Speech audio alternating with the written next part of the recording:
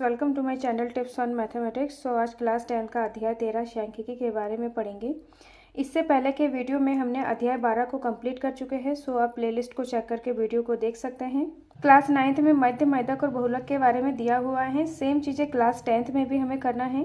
अगर आपने class 9th में सही से नहीं किया हो या आप भूल चुके हों, सो इस वीडियो में हम सांख्यिकी के बारे में 0 से स्टार्ट करेंगे, जिसमें हर एक चीज़ को कवर करने वाले हैं। इस पूरे चैप्टर में आंकड़े शब्द का इस्तेमाल होगा। तो आंकड़े को इंग्लिश में डेटा कहा जाता है। तो इसको हम एग्जाम्पल से समझते हैं कि आंकड़े किसे कहते हैं। हमारे पास कई रंगों का गेंद है, तो ये जो गेंद का जो कलेक्शन है ये आंकड़ा हुआ है। दूसरा एग्जाम्पल है, किसी कक्षा में 10 विद्यार्थी हैं, तो 10 विद्यार्थी द्वारा परीक्षा में प्राप्त किया गया अंक, तो ये हमारा आंकड़ा हुआ। आंकड़े का उपयोग औसत निकालने के लिए किया जाता है। दूसरा शब्द है सांख्यिकी, जो कि हमारा चैप्टर का नाम है। तो इसको हम समझते हैं। हम सांख्यिकी को एक उदाहरण के मदद से समझते हैं कि इसका उपयोग कहाँ कहाँ किया जाता है। उदाहरण के लिए है, कक्षा 10 के 10 विद्यार्थियों द्वारा परीक्षा में प्राप्त किया गया अंक दिया हुआ रहेगा। इन अंकों को आरोही क्रम में व्यवस्थित कर सबसे अधिक और सबसे कम अंक प्राप्त करके इसका परिसर हम ज्ञात कर सकते हैं। सांख्यिकी में हम इन आंकड़ों को 3 तरीके से व्यवस्थित करते हैं, उसको हम अभी एग्जाम्पल की मदद से समझेंगे। परीक्षा में 13 विद्यार्थियों द्वारा प्राप्त किए गए अंक इस प्रकार से हैं, जिसमें 6, 7, 8, 5, 9, 3, 2, 1, 8, 4, 7, 8 और 3। तो यहाँ पर 13 विद्यार्थियों द्वारा प्राप्त किया गया अंक इस प्रकार से हैं। तो इस तरीके से जो डेटा दिया रहता है, इन आंकड़ों को यथा प्राप्त आंकड़ा कहा जाता है। आंकड़ा दिया हुआ है, ये परीक्षा में 10 में से प्राप्त किया गया अंक है। इन आंकड़ों को हम इस प्रकार से व्यवस्थित कर सकते हैं, जिसमें सबसे पहले हम अंक लिखेंगे और दूसरा जो कॉलम है विद्यार्थियों द्वारा प्राप्त अंक हैं, जिसको हम बारंबारता बोलते हैं। तो यहाँ पर एक अंक कितने विद्यार्थियों द्वारा प्राप्त किया गया है, तो यहाँ से हम देखेंगे कि एक अंक एक विद्यार्थियों द्वारा प्राप्त किया गया है, तो यहाँ पर 1 लिखेंगे। अब यहाँ पर 2 अंक कितने विद्यार्थियों ने प्राप्त किया है, तो 2 अंक एक विद्यार्थी ने प्राप्त किया है। 3 अंकों को देखेंगे तो यहाँ पर 3 यहाँ पर 2 बार आ रहा है, तो 2 विद्यार्थियों ने प्राप्त किया है। 4 अंक देखेंगे तो यहाँ पर 4 एक विद्यार्थी द्वारा प्राप्त किया गया है। 5 देखेंगे यहाँ पर, तो 5 एक विद्यार्थी ने प्राप्त किया है। 6 एक विद्यार्थी ने प्राप्त किया है। 7 अंक 2 विद्यार्थी ने प्राप्त किया है। यहाँ पर एक ये है, दूसरा इस प्रकार से है। अब 8 देखेंगे तो 8 यहाँ पर 1, 2, 3 विद्यार्थी ने प्राप्त किया है। 9 को देखेंगे तो यहाँ पर 9 एक विद्यार्थी ने प्राप्त किया है।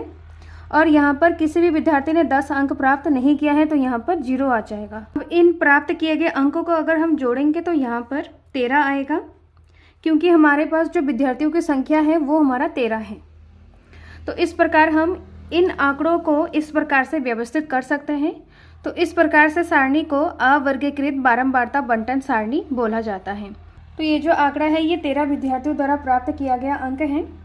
अगर यहाँ पर 100 या 50 विद्यार्थियों द्वारा प्राप्त किया गया अंक होगा, तो उसको हम किस प्रकार से करेंगे। अगर डेटा हमारा बहुत बड़ा दिया रहे तो इस प्रकार से हम नहीं कर सकते हैं, उसको हम दूसरे मेथड से करते हैं। इसमें जो सेकंड कॉलम है ये हमारा विद्यार्थियों की संख्या है, जिसको हम बारंबारता बोलते हैं। जो दूसरा सारणी है, जिसमें पहले वाले कॉलम में हम अंक लिखेंगे, दूसरे वाले जो कॉलम है इसमें हम विद्यार्थियों की संख्या, जिसको हम बारंबारता बोलते हैं। अब यहाँ पर 0 से 2 अंक प्राप्त करने वाले विद्यार्थियों की संख्या निकालना है। तो यहाँ पर जो 0 है, 0 से 2, तो इसमें 0 से लेकर 1 अंक कितने विद्यार्थियों ने प्राप्त किया है उसको हमें देखना है। यहाँ पर 2 को कवर नहीं करने हैं, क्योंकि 2 दूसरे वाले लाइन में आ जाता है। यहाँ पर 2 से लेकर 3 अंक प्राप्त करने वाले विद्यार्थियों की संख्या लिखनी है, और ये जो 4 है वो नीचे वाले लाइन में आ जाता है। तो यहाँ पर 4 से लेकर 5 अंक प्राप्त करने वाले विद्यार्थियों की संख्या लिखना है। तो यहाँ पर देखा जाए कि जो पीछे की जो संख्या है उसको हमें काउंट नहीं करना होता है, वो दूसरे लाइन में काउंट किया जाता है। 0 से 1 अंक प्राप्त करने वाले विद्यार्थियों की संख्या लिखना है, यहाँ पर 2 को नहीं काउंट करना है। तो यहाँ पर 0 अंक कोई भी विद्यार्थी प्राप्त नहीं किया है, तो 1 अंक एक विद्यार्थी ने प्राप्त किया है, तो यहाँ पर विद्यार्थियों की संख्या है वो 1 हो जाएगा। ऐसे ही 2 से लेकर 3 तक देखना है यहाँ पर, तो 2 और 3, 2 से लेकर 3 तक विद्यार्थियों की संख्या 1 और 2 है, इसको जोड़ेंगे तो यहाँ पर 3 आ जाएगा। 4 और 5 वाले विद्यार्थियों की संख्या देखना है, तो यहाँ पर 4 और 5 इन दोनों को कवर करना है। तो यहाँ पर 4 अंक प्राप्त करने वाले विद्यार्थियों की संख्या 1 है, 5 अंक प्राप्त करने वाले विद्यार्थियों की संख्या 1 है। तो यहाँ पर 1 और 1 2 हो जाएगा।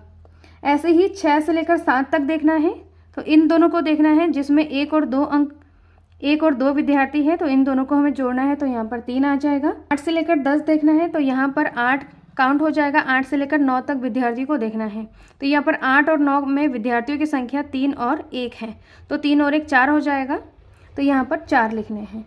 अब इन सभी विद्यार्थियों की संख्या को हम जोड़ेंगे, तो इसका जोड़ने के बाद यहाँ पर 13 विद्यार्थियों की संख्या प्राप्त होगा। इस प्रकार बने सारणी को हम वर्गीकृत बारंबारता बंटन सारणी कहा जाता है। तो यहाँ पर वर्गीकृत मतलब यहाँ पर वर्गों में बटा हुआ है, जैसे कि 0 से लेकर 2, फिर 2 से लेकर 4, 4 से लेकर 6, 6 से लेकर 8 और 8 से लेकर 10। तो इस प्रकार ये वर्गों में बटा हुआ है, इसलिए इस सारणी को वर्गीकृत बारंबारता बंटन सारणी कहा जाता है। और ये जो सारणी है ये हमारा अवर्गीकृत बारंबारता बंटन सारणी है। इस प्रकार से ये जो आंकड़ा है इसे यथाप्राप्त आंकड़ा कहा जाता है। तो क्लास 9th में हमने यथाप्राप्त आंकड़े के बारे में पढ़ा था, जिसमें हमने माध्य, माध्यक और बहुलक के बारे में पढ़ा था। क्लास 9th में हमने यथाप्राप्त आंकड़े से अवर्गीकृत बारंबारता बंटन सारणी किस प्रकार से बनाया जा सकता है और वर्गीकृत बारंबारता बंटन सारणी किस प्रकार बनाया जा सकता है, ये हमने क्लास 9th में पढ़ चुके हैं। यथाप्राप्त आंकड़े से हम माध्य, माध्यक और बहुलक किस प्रकार से निकालें, और अवर्गीकृत बारंबारता बंटन सारणी में हम माध्य, माध्यक और बहुलक किस प्रकार निकालें, इन दोनों को हमने क्लास 9th में किया है। अब क्लास 10th में हम वर्गीकृत बारंबारता बंटन सारणी का माध्य, माध्यक और बहुलक निकालना सीखेंगे। सो क्लास 10th का जो सबसे पहला टॉपिक है वो हमारा वर्गीकृत आंकड़ों का माध्य ज्ञात करना है। तो इसमें माध्य 3 तरीके से ज्ञात किया जा सकता है। तो पहला मेथड है हमारा प्रत्यक्ष विधि है, दूसरा है हमारा कल्पित माध्य विधि, तीसरा है हमारा पग विचलन विधि। प्रत्यक्ष विधि का जो फॉर्मूला है xi हमारा माध्य है, xi बराबर सिग्मा fi xi बटा सिग्मा fi। दूसरा है हमारा कल्पित माध्य विधि है, तो माध्य को x बार से डिनोट करते हैं, x बार बराबर a plus sigma fi di बट्टा सिग्मा fi। तीसरा है हमारा पग विचलन विधि, तो xi बराबर a plus h sigma fi ui बट्टा सिग्मा fi। तो फॉर्मूलेज में जो टर्म यूज हो रहा है, जैसे fi xi दूसरे वाले में है a h, यहाँ पर u आ रहा है, तीसरे वाले में यहाँ पर fi di। तो इन सभी को हम डिटेल में पढ़ेंगे उदाहरण की मदद से कि हमारा fi किसे कहा जाता है, a कैसे निकाला जाता है, u कैसे निकाला जाता है और d कैसे निकाला जाता है। उदाहरण 1 को करेंगे, तो उदाहरण 1 में हमें माध्य निकालना है। तो माध्य को हम प्रत्यक्ष विधि, पग विचलन विधि और कल्पित विधि, इन तीनों विधि से हम माध्य निकालेंगे और इन तीनों विधि से उसका जो आंसर है वो हमारा सेम आने वाला है। उदाहरण 1, किसी स्कूल की कक्षा 10 के 30 विद्यार्थियों द्वारा गणित के पेपर में 100 में से प्राप्त किए गए अंक नीचे सारणी में दिया गया है। इन विद्यार्थियों द्वारा प्राप्त अंकों का माध्य ज्ञात कीजिए। तो इस उदाहरण को हम तीनों मेथड से करने वाले हैं। तो सबसे पहला मेथड है हमारा प्रत्यक्ष विधि। तो प्रत्यक्ष विधि से हम उदाहरण 1 को करेंगे। ये हमारा सारणी है जिसमें विद्यार्थियों द्वारा प्राप्त अंक और विद्यार्थियों की संख्या इस प्रकार दिया हुआ है। प्राप्त अंक xi और विद्यार्थियों की संख्या fi।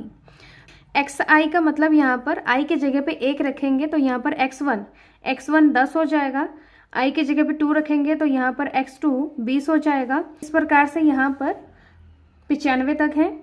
अब यहाँ पर विद्यार्थियों की संख्या fi माना है, i के जगह पे 1 रखेंगे तो यहाँ पर f1 हमारा विद्यार्थियों की संख्या 1, f2 हमारा 1, f3 यहाँ पर 3, f4 यहाँ पर 4, f5 यहाँ पर f5 यहाँ पर 3 हो जाएगा। इस तरीके से यहाँ पर 1 तक है। हम माध्य निकालना सीखेंगे, तो सबसे पहले हम प्रत्यक्ष विधि से निकालेंगे। माध्य को हम x बार से डिनोट करते हैं, तो x बार बराबर सिग्मा fi xi बट्टा सिग्मा fi। दूसरा जो कॉलम बनेगा वो हमारा fi और xi मतलब इन दोनों को गुणा करना है। तो यहाँ पर fi xi मतलब f1 और x1 को गुणा करेंगे तो 10 एकम यहाँ पर 10 आ जाएगा। दूसरा f2 x2 को गुणा करेंगे तो 20 एकम 20। तीसरा आएगा 36 को 3 से गुणा करेंगे तो यहाँ पर 108। 40 को 4 से गुणा करेंगे तो 4 चक्कू 16 और यहाँ पर 0। 50 को 3 से गुणा करेंगे तो यहाँ पर 3 पंचे 15 और यहाँ पर 0।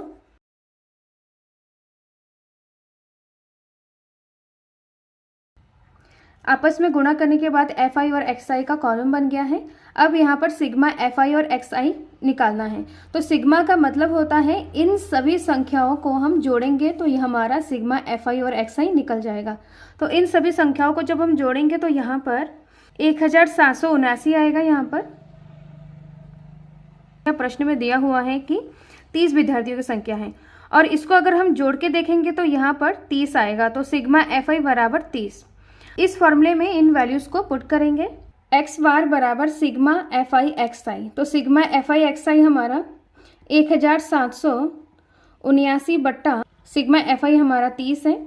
अब इन दोनों संख्या को हम भाग देंगे तो भाग देने के बाद यहाँ पर 59.3 आ रहा है। तो इसका जो माध्य है वो हमारा 59.3 है। तो ये हमारा आंसर है। ये जो हमारा सारणी है ये हमारा अवर्गीकृत सारणी है। तो अवर्गीकृत सारणी में हम प्रत्यक्ष विधि से ही माध्य निकाल सकते हैं। वर्गीकृत सारणी को प्रत्यक्ष विधि, कल्पित विधि और पग विचलन विधि से माध्य निकालना सीखेंगे, जिसमें हमारा तीनों में माध्य निकालेंगे तो तीनों का जो आंसर है वो हमारा सेम आने वाला है। वर्गीकृत आंकड़ों का माध्य निकालना सीखेंगे तो सबसे पहला मेथड है हमारा प्रत्यक्ष विधि। तो प्रत्यक्ष विधि का जो फॉर्मूला होता है माध्य x बार से डिनोट करते हैं। x बार बराबर सिग्मा FI XI बटा सिग्मा FI है। इस सारणी से हम वर्गीकृत आंकड़े बनाएंगे। सारणी में सबसे पहले दिया है प्राप्त अंक। तो यहाँ पर प्राप्त अंक 10 से लेकर यहाँ पर 95 तक नंबर आ रहे हैं। तो यहाँ पर हम जो वर्ग अंतराल लेंगे तो 10 से ऊपर नहीं जाना है। 10 के बाद हम 10 से लेकर 25, 25 से लेकर 40, 40 से लेकर 55, यहाँ पर 15-15 का अंतराल में हम वर्ग अंतराल बनाएंगे। तो यहाँ पर जो नंबर्स हैं ये जो हम वर्ग अंतराल इसको हम 10-10 के अंतराल में भी कर सकते हैं, जैसे कि 10 से लेकर 20, फिर 20 से लेकर 30, 30 से लेकर 40, 40 से लेकर 50, ऐसे यहाँ तक 100 तक करेंगे। लास्ट प्राप्त अंक हमारा 95 है। तो हम जो वर्ग अंतराल लेंगे वो हम 100 तक लेंगे क्योंकि यहाँ पर 15-15 का गैप है। दूसरा कॉलम में विद्यार्थियों की संख्या जिसको हम FI से डिनोट करते हैं। यहाँ पर विद्यार्थियों की संख्या इस प्रकार से है 1, 2, 3, 4 इस प्रकार से दिया हुआ है। वर्ग अंतराल 10 से लेकर 25 के बीच के विद्यार्थियों की संख्या यहाँ पर लिखना है। तो इसमें हमने पहले भी बता चुके हैं, यहाँ पर 10 से शुरू होगा और 25 को हमें काउंट नहीं करना है, 25 को हमें नीचे वर्ग अंतराल में काउंट करना है। तो यहाँ पर 10 से लेकर 25 से कम अंक वाले बच्चों को काउंट करना है।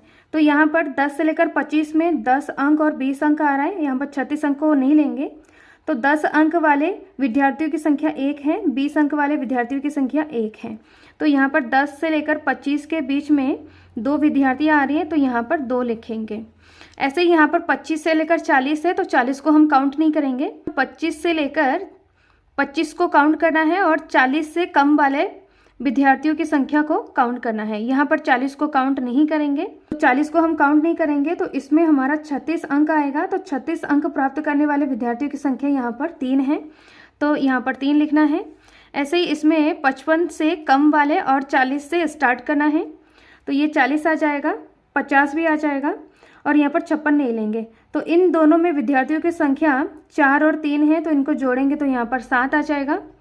ऐसे ही 55 से लेकर 70 तो यहाँ पर 55, 56 आ जाएगा, 60 आ जाएगा, 70 को काउंट नहीं करेंगे। तो यहाँ पर 2 विद्यार्थी हैं, यहाँ पर 4 विद्यार्थी हैं। इन दोनों को जोड़ेंगे तो यहाँ पर 6 आ जाएगा। नेक्स्ट है 70 से लेकर 85। तो 70 को काउंट करेंगे, यहाँ पर 72, 80 और यहाँ पर 88 को नहीं काउंट करेंगे। तो यहाँ पर 70 में 4 विद्यार्थी हैं, 72 में 1 और 80 में 1। तो यहाँ पर 4 और 1 5 और 1 6। तो यहाँ पर 6 विद्यार्थियों की संख्या आ जाएगा। अब यहाँ पर 85 और 100 के बीच में लेना है। तो 85 में 88 आएगा, 92 आएगा और 95 आएगा। इन तीनों को हमें काउंट करेंगे तो यहाँ पर 2, 3 और 1 है, इनको जोड़ेंगे तो यहाँ पर 6 आ जाएगा। तो इस प्रकार से हमारे विद्यार्थियों की संख्या FI इस प्रकार से है। इन विद्यार्थियों की संख्या को अगर हम जोड़े तो यहाँ पर सिग्मा FI 30 आएगा और प्रश्न में दिया हुआ है कि 30 विद्यार्थियों की संख्या है। तो प्राप्त अंक को यहाँ पर वर्ग चिन्ह कहेंगे जिसको XI से डिनोट करते हैं। चाहे 10 से लेकर 25 वर्ग अंतराल में किस प्राप्त अंक को लिखा जाए। तो यहाँ पर 10 से लेकर 25 में यहाँ पर 10 और 20 है, 2 प्राप्त अंक है। तो इन दोनों अंकों में से हम किस अंक को लिया जाए। वर्ग चिन्ह निकालने का जो फॉर्मूला है ऊपरी वर्ग सीमा प्लस निचली वर्ग सीमा बट्टा 2। ऊपरी वर्ग सीमा मतलब ये जो 10 है ये हमारा ऊपरी वर्ग सीमा है, अपर लिमिट, और निचली वर्ग सीमा 25 है, लोअर लिमिट। तो अपर लिमिट और लोअर लिमिट को हम जोड़ेंगे और उसको 2 से भाग देंगे। कहने का मतलब यहाँ पर इन दोनों अंतराल का औसत ले लेंगे। तो यहाँ पर 10 प्लस 25 बट्टा 2 इनको हम जोड़ेंगे तो यहाँ पर 35 बट्टा 2, इसको जब हम भाग देंगे तो यहाँ पर 17.5 आ जाएगा। इस वर्ग अंतराल का वर्ग चिन्ह यहाँ पर 17.5 है। ऐसे दूसरे वर्ग अंतराल में भी करेंगे, 25 प्लस 40 को जोड़ेंगे और बट्टा 2 कर देंगे।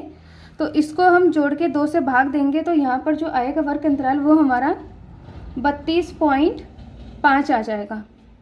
तो यहाँ पर 32.5 करेंगे।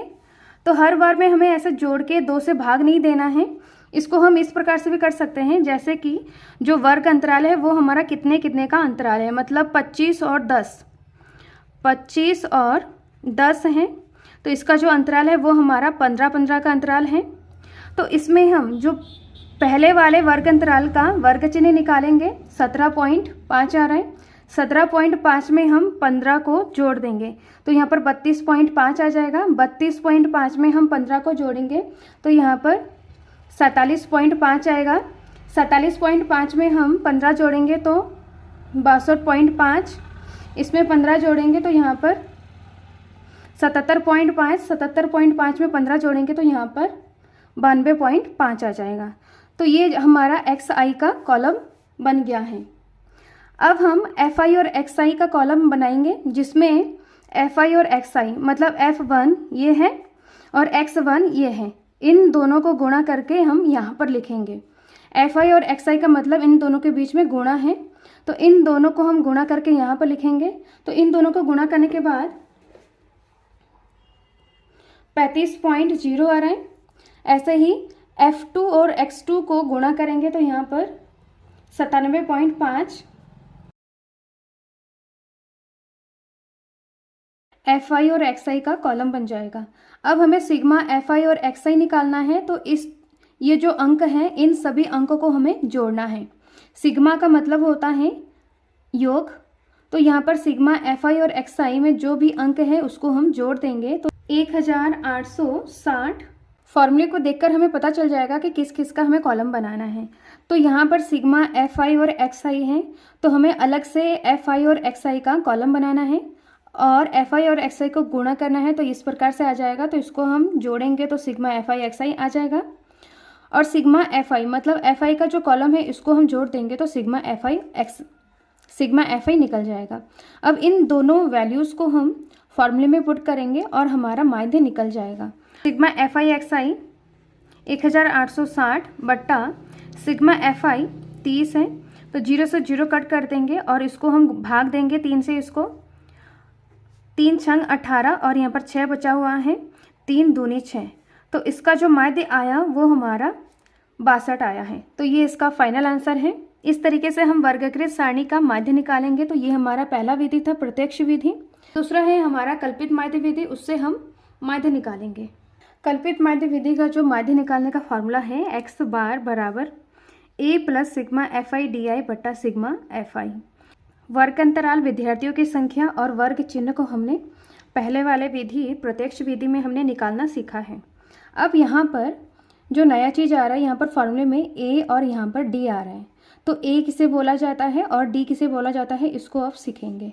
तो यहाँ पर जो a है, a हम वर्ग चिन्ह में से निकालते हैं। तो यहाँ पर वर्ग चिन्ह में 1 2 3 4 5 और 6 दिया हुआ है हमारा वर्ग चिन्ह। इसमें सबसे बीच वाले संख्या को लिया जाता है, तो बीच में इस प्रकार से ये 2 हमारा बीच में है। तो इन दोनों में से किसी एक को हम a मानेंगे। बुक में a इसको माना है, हम इसको a मानेंगे। 62.5 को हम a मानेंगे। और यहाँ पर DI है, तो यहाँ पर d का जो फॉर्मूला होता है वो XI माइनस a। तो XI हमारा, जैसे यहाँ पर XI इस प्रकार से है 17.5 माइनस a हमारा 62.5 है। इसको जब हम माइनस करेंगे तो इसको माइनस करेंगे तो यहाँ पर D1 निकल जाएगा। इसको माइनस करने के बाद यहाँ पर माइनस का 45 आएगा। ऐसे ही हम D2 निकाल सकते हैं। तो नेक्स्ट को निकालने के लिए हमें XI मतलब X2 रखना है। X2 हमारा 32.5 है, माइनस A रखना है। A हमारा सेम रहेगा 62.5। ये हमारा D2 है। तो इनको माइनस करेंगे तो यहाँ पर माइनस का 30 आ जाएगा। X3 में से A2 को माइनस करेंगे तो यहाँ पर माइनस का 15 आएगा। X4 में से A माइनस करेंगे तो यहाँ पर 0 आ जाएगा। X5 में से A को माइनस करेंगे तो यहाँ पर 15 आ जाएगा। और X6 में से A को माइनस करेंगे तो यहाँ पर 30 आ जाएगा। इस तरीके से हमारा DI का जो कॉलम है ये कंप्लीट हो गया है। अब हम FI और DI को निकालेंगे। तो FI का कॉलम इस तरीके से ये वाला है और जो DI का कॉलम है ये वाला है। इन दोनों को हमें गुणा करना है। FI DI का मतलब गुणा करना है। तो इन दोनों को गुणा करके ये वाला कॉलम बना सकते हैं।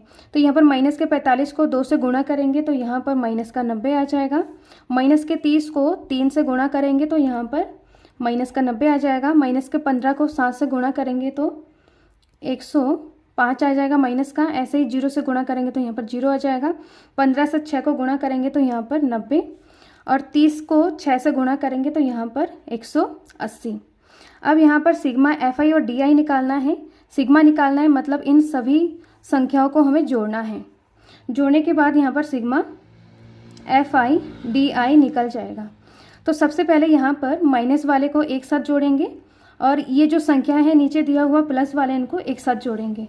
पर इन संख्याओं को जोड़ेंगे तो जोड़ने के बाद यहाँ पर 285 आ रहा है, जो कि यहाँ पर सब में माइनस है तो यहाँ पर माइनस आ जाएगा। और इन दोनों संख्या को मतलब यहाँ पर 180 और 90 को जोड़ेंगे तो यहाँ पर 270 आ जाएगा। अब ये माइनस में है और ये प्लस में है तो प्लस माइनस माइनस, तो इसको हम माइनस करेंगे, इसको इससे माइनस कर देंगे। तो 270 को इससे माइनस कर देंगे तो यहाँ पर 5 और 8 में से 7 गया 1 तो यहाँ पर 15 आ रहा है, जो कि यहाँ पर बड़ी संख्या के सामने माइनस तो यहाँ पर माइनस का 15 आएगा। तो सिग्मा FI और DI माइनस का 15 आ रहा है। इसमें जो कैलकुलेशन है इस कैलकुलेशन को आप खुद से करें, फ़ोन और कैलकुलेटर का यूज़ ना करें, क्योंकि पेपर में फ़ोन और कैलकुलेटर नहीं ले जा सकते हैं। अगर आप कैलकुलेशन को खुद से करेंगे तो पेपर में आपका मिस्टेक नहीं होगा। अब इन वैल्यूज़ को हम फार्मूले में पुट करेंगे। तो फार्मूला है x बार माइनस बराबर a plus sigma FI DI upon sigma FI। तो यहाँ पर a हमारा 62.5 plus sigma FI DI minus का 15 अपॉन सिग्मा FI। तो सिग्मा FI 30 है। तो यहाँ पर 15 एकम 15, 15 दूनी 30 आ रहा है। 62.5 प्लस माइनस यहाँ पर माइनस हो जाएगा 1/2। 62.5 माइनस इसको भाग देंगे तो यहाँ पर पॉइंट आ जाएगा मतलब 0.5। अब इन दोनों संख्या को अगर हम माइनस करेंगे तो यहाँ पर जो आंसर आएगा 62 आएगा। तो x बार मतलब माध्य जो हमारा माध्य है 62 आ रहा है। तो ये हमारा फाइनल आंसर है। प्रत्यक्ष विधि में भी हमने माध्य निकाला था, वो हमारा 62 आ रहा था। अब ये जो दूसरा विधि है कल्पित माध्य विधि, तो इसमें भी हमने माध्य निकाला तो ये हमारा 62 आ रहा है। पग विचलन विधि में माध्य निकालने का formula a plus h sigma FI UI बटा सिग्मा FI। तो यहाँ पर जो नया चीज़ आ रहा है a आ रहा है, h आ रहा है। a हमने पहले निकाला है, h आ रहा है और यहाँ पर u आ रहा है। h यहाँ पर वर्ग अंतराल बोला जाता है। जैसे कि ये हमारा वर्ग है, इस वर्ग में जो अंतराल है जैसे कि यहाँ पर 25 और 10 को माइनस करेंगे, लोअर लिमिट को माइनस करेंगे अपर लिमिट से, तो यहाँ पर क्या आ जाएगा 15 आ जाएगा। मतलब यहाँ पर 15 का गैप है, मतलब जो हमारा h है वो हमारा 15 है। अब हम u को जानेंगे तो u बराबर UI बराबर DI बटा h। तो यहाँ पर DI क्या होता है, DI बराबर XI minus A, XI minus A। तो XI माइनस A हमारा DI होता है। कल्पित माध्य विधि में हमने DI निकाला था तो वहाँ से हम मान लिख लेते हैं इस प्रकार से। यहाँ पर माइनस का 45 माइनस का 30 माइनस का 15 0 15 और यहाँ पर 30। तो DI पहले हमने निकालना सीखा है। अब यहाँ पर UI में हम DI से DI को H से भाग दे देंगे तो हमारा UI निकल जाएगा। तो यहाँ पर DI का मतलब तो D1 हमारा माइनस का 45 और यहाँ पर जो H है H हमारा 15 है, माइनस के 45 बट्टा 15, तो ये हमारा U1 हो जाएगा। तो इसको हम भाग देंगे तो यहाँ पर 15 दिया 45, तो यहाँ पर माइनस का 3 आ जाएगा। ऐसे ही यहाँ पर D2 को H से भाग दे देंगे, तो D2 हमारा माइनस का 30 है और 15 को भाग देंगे तो 15 दूनी 30 आ जाएगा, जो कि यहाँ पर माइनस है। इसमें भी करना है, 15 को 15 से भाग दे देंगे तो ये 1 आ जाएगा माइनस का। यहाँ पर 0 से भाग देंगे तो 0 आ जाएगा। यहाँ पर 15 है, 15 को 15 से भाग देंगे तो यहाँ पर 1 आ जाएगा। यहाँ 30 को 15 से भाग देंगे तो यहाँ पर 2 आ जाएगा। इस प्रकार हमारा UI का कॉलम बन गया है। नेक्स्ट टाइम FI और UI का कॉलम बनाना है, जिसमें गुणा करना होता है इन दोनों को। तो FI का कॉलम ये पूरा है और UI का पूरा है। इनको हमें कॉलम गुणा करना है FI और UI, मतलब F1 और U1। इन दोनों को माइनस करेंगे तो 3 दूनी 6 आ जाएगा, तो यहाँ पर माइनस का 6। 3 को 2 से गुणा करेंगे तो 3 दूनी 6, तो यहाँ पर माइनस का 6। 7 को 1 से गुणा करेंगे तो 7 एकम 7 माइनस का हो जाएगा। यहाँ पर 0 से 6 को गुणा करेंगे, यहाँ पर 0 आ जाएगा। 6 को 1 से गुणा करेंगे 6 आ जाएगा।